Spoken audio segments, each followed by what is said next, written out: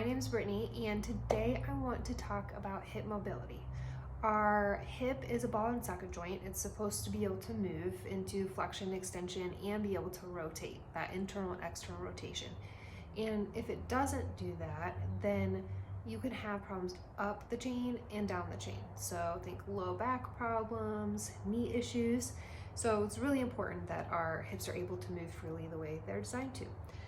So I want to talk about 2 exercises that I have used for myself to help get rid of chronic pain that I've been dealing with for a long time, and that have really been helpful for my patients and clients as well. So this first one is really helping with internal rotation, and what you're going to do is you're going to get into that 90-90 position with your leg. And this may be all that you can do. This is how I started off. I could really feel that pull in my hip. I was really stiff.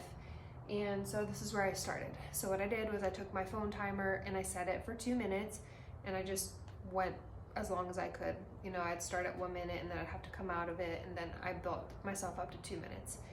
Then what I did after that was I took a small, a small book and put it under my foot till I could progress to something like a yoga block.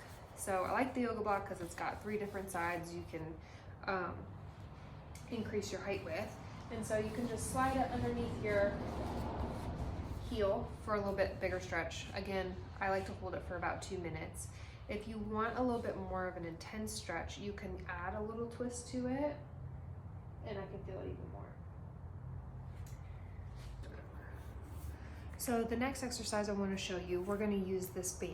So you'll need something like this. You can find it on Rogue sells the monster bands. You can find them on Amazon. You just want to make sure you get one thick enough so that you can feel that pull after you attach it to something. So I'm going to film this from a little bit more like on top so that you can see where the band is and how I'm moving my leg to get different parts of my hip capsule. So you're going to attach this to a squat whack. You could do a bed frame post, anything that's sturdy isn't going to move on you. So I'm going to step inside and I'm going to put this band where my hip creases. And then I'm going to take a couple steps away from that squat rack. So you should have a lot of tension there. And I'm going to stick that opposite leg to the back. And already I can feel that stretch on the hip. And what I'm going to do is I'm going to keep my body still, but I'm going to just allow that band to pull my hip to the side, and it feels so amazing. And so I'll just kind of rock back and forth, just mobilize that area. And it depends on the day, I might do 10, maybe 15, depending on what I'm feeling. And then after I do my set 10 to 15, I'm going to change my foot. So I'm going to move it towards the rack. And this is a position where I usually feel stiff and sticky. And so I usually spend a little bit more time here. So I'll go back and forth, just kind of get into that range. And once I'm done with that, I'll switch my foot all the way to the other side, and I'll do it this way too. And I'll just switch back and forth here.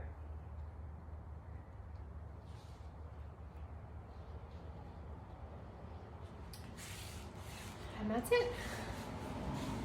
Let me know if you found this helpful. I intend to post a video in the future on activation. Once you mobilize something, you always want to use it in the new range. You want to activate it in that new range. So I will post a few videos on activating these different ranges. And if you found it helpful, please comment, let me know how it went, and we'll talk to you soon. Bye.